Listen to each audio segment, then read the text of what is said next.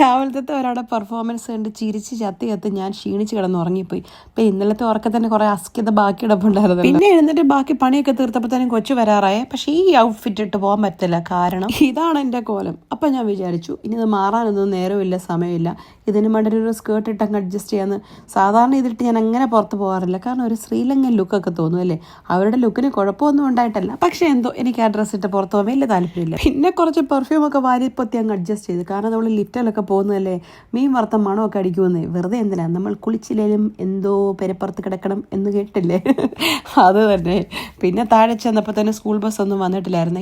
ഇതാണ് എൻ്റെ ഫ്ലാറ്റിൻ്റെ ഏരിയ. ഇനിയും കണ്ടില്ലെന്ന് വേണ്ട, ഇതിനകത്ത് എൻ്റെ ഫ്ലാറ്റ് ഇവിടെ നിന്നൊരു ക്ലൂ ഒളിഞ്ഞു കിടപ്പുണ്ട്, വേണേൽ കണ്ടുപിടിച്ചോ.